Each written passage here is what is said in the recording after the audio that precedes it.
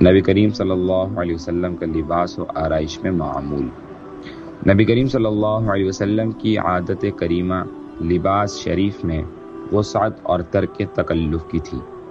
مطلب یہ ہے کہ جو پاتے زیب تن فرماتے اور تعین کی تنگی اختیار نہ فرماتے اور کسی خاص قسم کی جستجو نہ فرماتے اور کسی حال میں عمدہ نفیس کی خواہش نہ فرماتے اور نہ ادنا و حقیر کا خیال فرماتے، جو کچھ موجود میسر ہوتا پہن لیتے اور جو لباس ضرورت کو پورا کر لے اس پر اکتفا کر لیتے۔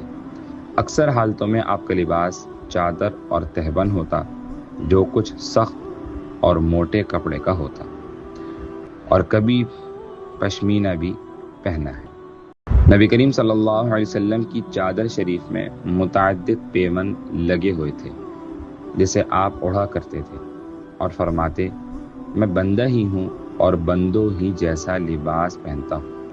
حضرت ابن عمر رضی اللہ عنہ سے مروی ہے کہ نبی کریم صلی اللہ علیہ وسلم نے فرمایا، اللہ تعالیٰ کے نزدیک مومن کی تمام خوبیوں میں لباس کا ستھرا رکھنا اور کم پر راضی ہونا پسند ہے۔ آپ میلے اور گندے کپڑوں کو مکروہ اور ناپسند جانتے تھے۔ جب نبی کریم صلی اللہ علیہ وسلم تکبر و غرور کی مذمت فرماتے تو صحابہ کرام رضی اللہ عنہن عرض کرتے، یا رسول اللہ صلی اللہ علیہ وسلم، آدمی یہ پسند کرتا ہے کہ اس کے کپڑے اچھے ہوں، اس کی جوتیاں عمدہ ہوں۔ اس پر آپ صلی اللہ علیہ وسلم نے فرمایا، بے شک اللہ تعالی جمیل ہے اور جمال کو پسند کرتا ہے۔ ایک اور حدیث میں آتا ہے کہ بے شک اللہ لطیف ہے اور لطافت کو پسند کرتا ہے۔ آپ صلی اللہ علیہ وسلم وفود کے آنے پر تجمل فرماتے اور جمعہ و عیدین کے لیے بھی آرائش فرماتے اور مستقل جدا لباس محفوظ رکھتے تھے۔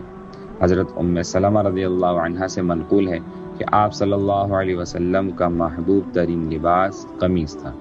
اگرچہ چادر اور تہبند بھی بکثرت زیب تن فرماتے تھے، لیکن قمیص کا پہننا زیادہ پسندیدہ تھا۔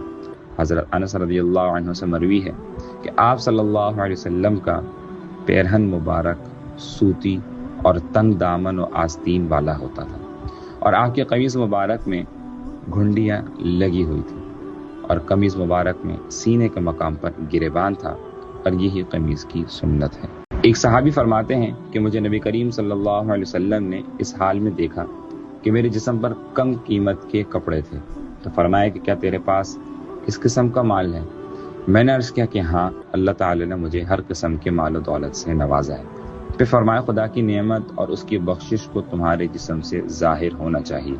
مطلب یہ ہے کہ تونگری کی حالت کے مناسب کپڑے پہنو اور خدا کی نعمت کا شکر ادا کرو۔ اور ایک الجھے ہوئے بالوں والے پریشان حال کے بارے میں پوچھا کہ کیا یہ شخص کوئی ایسی چیز نہیں پاتا جس سے اپنے سر کو تسکین دے، یعنی بالوں کو کنگھی کرے۔ آپ صلی اللہ علیہ وسلم نے ایک ایسے شخص کو دیکھا جس پر میلے اور غلیظ کپڑے تھے۔ فرمایا کہ یہ شخص کوئی ایسی چیز نہیں پاتا جس سے اپنے کپڑوں کو دھو لے، یعنی صابن وغیرہ۔ نبی کریم صلی اللہ علیہ وسلم سفید لباس پہننے کو پسند فرماتے تھے اور کہتے تھے کہ حسین ترین لباس سفید کپڑوں کا ہے۔ چاہیے کہ تم میں سے زندہ لوگ بھی پہنیں اور اپنے مردوں کو بھی سفید کفن دیں۔ اور نبی کریم صلی اللہ علیہ وسلم کالی کملی اوڑھا کرتے تھے۔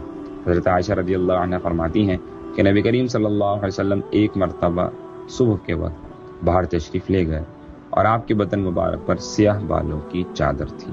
جب آپ صلی اللہ علیہ وسلم فتح مکہ کے دن مکے میں داخل ہوئے تو سر مبارک پر سیاہ عمامہ تھا۔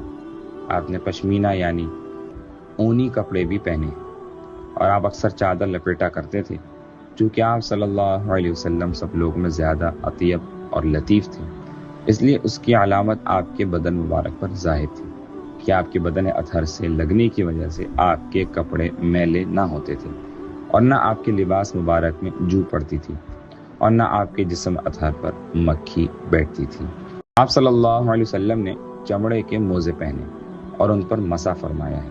لباس کے معاملے میں نبی کریم صلی اللہ علیہ وسلم کا سب سے بہترین طریقہ وہ ہے جس کا آپ نے حکم دیا یا ترغیب دی یا خود اس پر مسلسل عمل فرمایا۔ آپ کا طریقہ یعنی سنت لباس یہ ہے کہ کپاس کا بنا ہوا یا صوف کا کتان کا بنا ہوا کوئی سا بھی ہو، اور جو لباس میسر آئے پہن لیا جائے۔ آپ نے یمنی چادریں، قبہ، قمیص، تہبند، چادر، سادہ موزہ، جوتا، ہر چیز استعمال فرمائی ہے۔